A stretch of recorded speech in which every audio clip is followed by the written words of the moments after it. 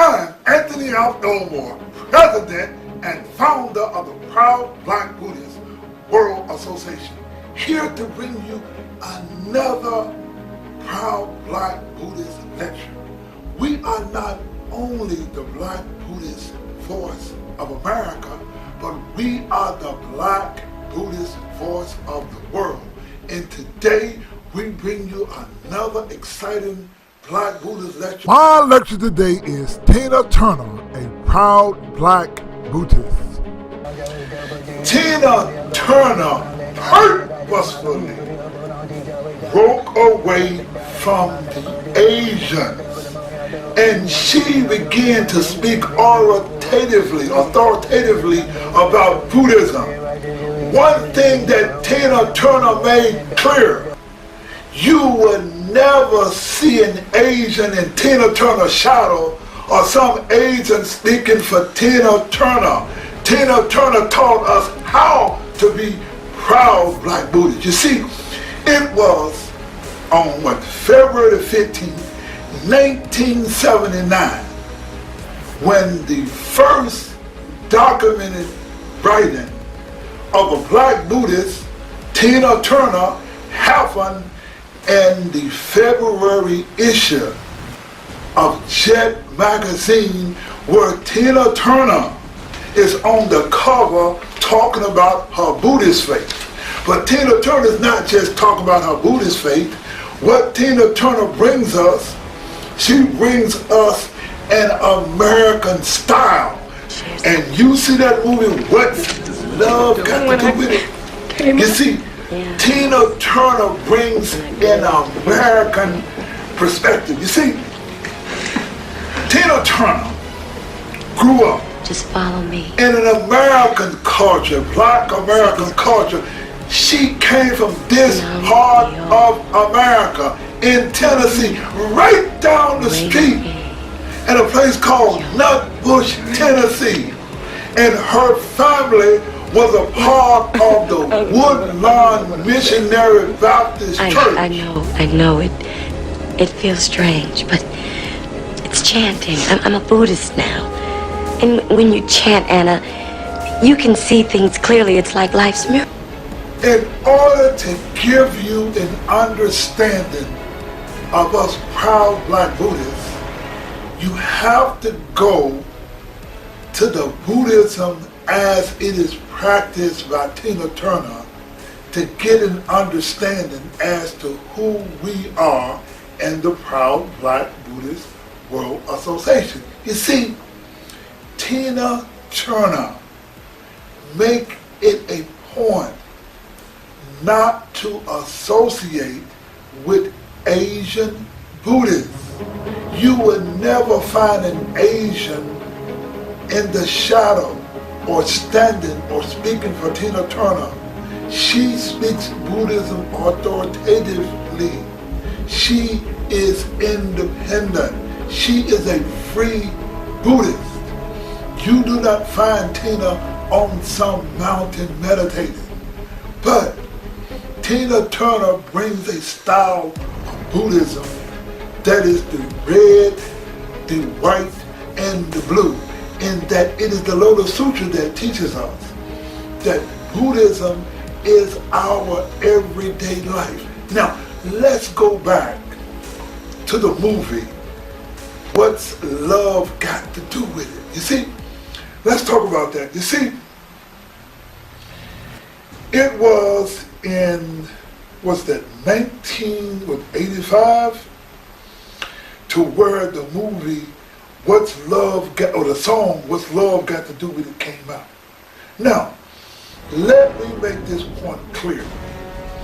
When we say Black, we do not mean race, but we mean culture. See, Tina Turner comes from a Black culture, and she practiced Buddhism in a way that is inclusive of her Black culture. Tina Turner is the best model of a Black Buddhist, and she clearly delineates her Buddhist practice from Asian culture.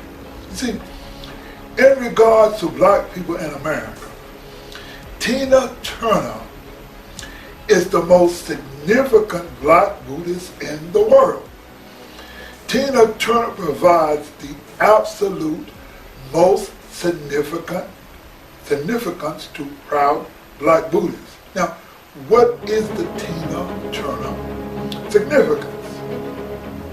The significance of Tina Turner in regards to her Buddhist practice is the fact that she does not associate or relate her Buddhist practice to Asians or to the Asian view of Buddhism. If you are black and you want to get a clear view of Buddhism, you must examine Buddhism outside the realm of Asian culture, history, and practice. This is what Tina said about her Buddhist practice. Quote, I didn't have anybody, really no foundation in life, so I had to make my own way. Always, from the start, I had to go out in the world and become strong to discover my mission in life, unquote. See, let us first listen to the words of Tina Turner as she talks about Buddhism. The most important thing that you must understand is that Tina Turner speaks 100% authoritatively. Now, in fact, Tina promotes the concept of beyond.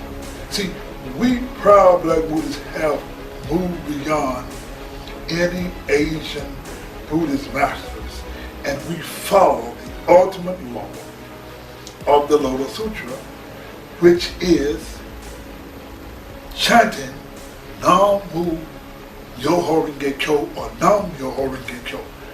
Let us first listen to Tina talk about her faith and her Buddhist practice, and we're going to come back and finish our lecture. Let's listen to Tina Turner.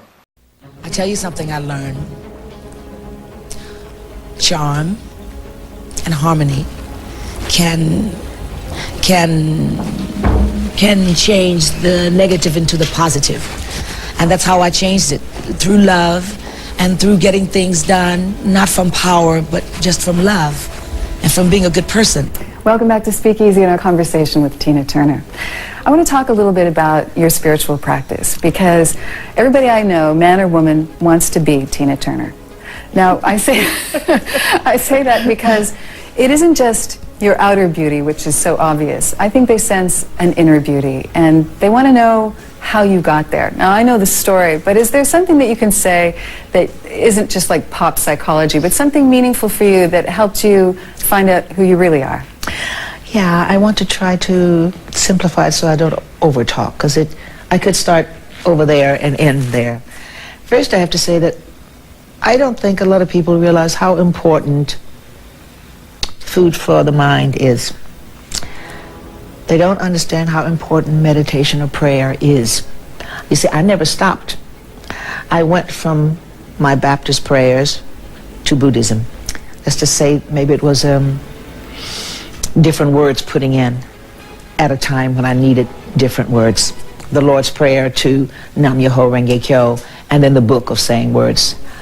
What does it do? You can have a house beautiful, houses beautiful, cars, but there's still those moments when you don't feel good. Sometimes you're upset, you're just cranky, you're just unhappy, and you have no reason to be necessarily, or you're easily upset.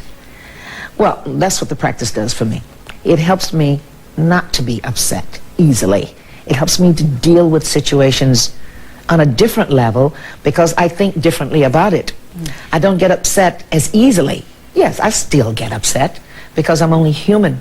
But the whole attitude towards someone getting upset because someone is blowing the horn, or look at that crazy person how he's driving, I don't get upset about it. Things go wrong in the business. Before I become angry, I will have to really dig into it to try to find what is going on before I get upset. Not upset first and then find out what's going on. See, true Buddhism is the red, the white, and the blue. Tina infused Buddhism with the American spirit. You saw an American Buddhism, not some Asian sitting on a mountain, or not some Asian speaking for you, but Tina found that you taught that we got spirituality, that we can practice the profound teachings of the Lotus Sutra, and you don't have to have an Asian master. And it is only the Lotus Sutra that teaches us that the law of cause and effect in our expression of our culture is our Buddhist faith. It is the Lotus Sutra that teaches us that when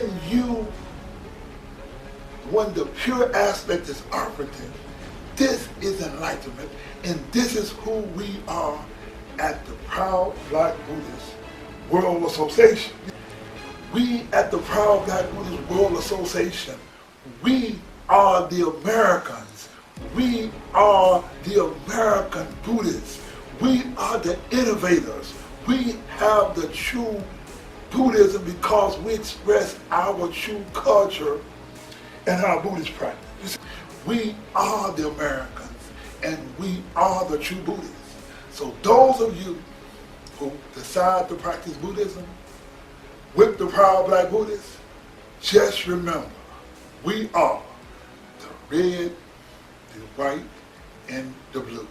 Thank you very much.